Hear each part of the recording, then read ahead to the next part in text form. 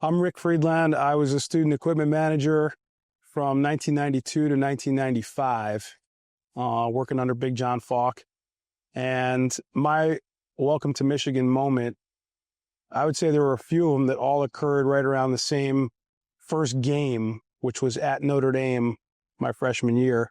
Earlier that day on campus, before the buses left for Benton Harbor, where we were staying, I lost my wallet.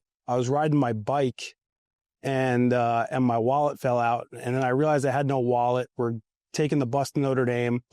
I called my mom. I was like, I have no money. I have no driver's license. I got to go to Notre Dame. Love you. Bye.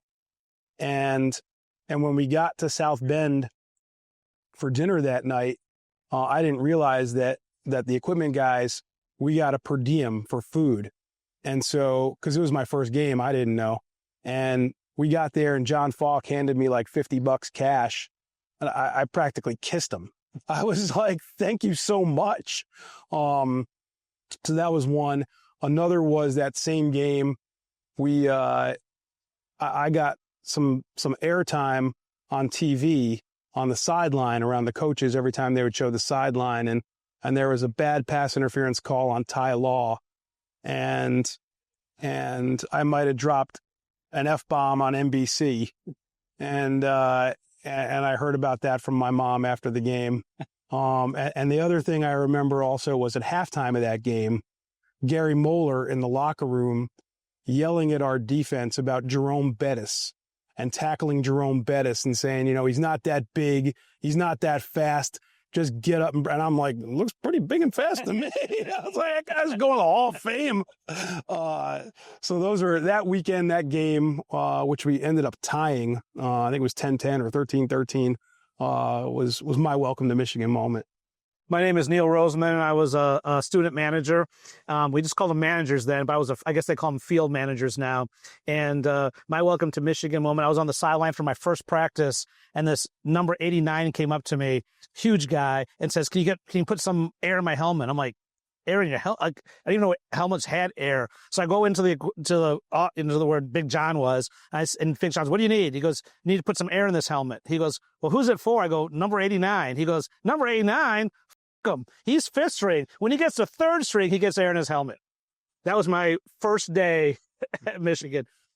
My first game, I got to tell you this story. My first game, our job as the managers was to exchange the film. So I used to like FedEx the film back then in 1985. So it was like a drug deal. Like you come up with like the suitcases of film, and that you meet the managers in the in the tunnel, and you put like one suitcase out, they put one suitcase out, you switch. Once we did that, the manager from Notre Dame, it was Jerry Faust's first year, said to me, "Hey, Coach Faust is upset that there's no fans, on the sidelines or on the benches." I go, "I'll tell somebody." So I go up and tell Big John. I said, "Well, Coach Faust has complained that there's no fans on the sideline." And he goes, "Follow me." He takes me into the coach's locker room right in front of Bo. Bo's tying his shoe. He goes, "Tell him." I go, "Coach, Notre Dame has complained that there's no fans on the sidelines." He looks at his watch. He looks at me and he goes, "You tell him this. You tell him in 2 hours, I'll give him 106,000 fans." That was my first game at Michigan football. So I would say for me, one thing that's great being a part of FAM is, like Neil talked about before, field managers, and I was an equipment manager. And so there was a distinction between the two because the field managers or coaches managers were letter winners and considered sort of like the same as players. And we were employees in the equipment room. So there was sort of a subtle but distinct difference there. And, as a equipment manager and not a letter winner, technically, I didn't know that I had access to all these privileges and as alumni and all those kinds of things as football alumni. And then in 2023, the national championship year, as luck would have it, I sat right behind Andy Borowski at Penn State. And we struck up a conversation, and he was like, "Oh no, man, you worked in that building.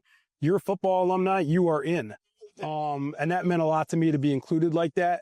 And then, some 6 months later, I got elected to the board, and it's been an amazing, rewarding experience. It's a special brotherhood. We do really good, meaningful work with football alumni, helping out our former players and brothers. And it really is, the name FAM which is our acronym for Football Alumni of Michigan, is meaningful. It really is a family, and I'm grateful to be a part of it. Yeah, for me, it's all about giving back to the players. I mean, these players leave their blood, their sweat, their tears. They get injured for life, some of them. They've got mental issues. So for me, it's about how can I contribute and give back to them. So I'm on the board of FAM also. I'm the treasurer. And for me, it's about our teammate assistance program and helping our brothers in need whenever they do, giving them the help they need, giving them support, the education, so that nobody is left not untouched, but nobody's left disempowered. That all our members are successful, effective, and this is my way of kind of giving back to them for all that they've done for me for Michigan football for 30 plus years.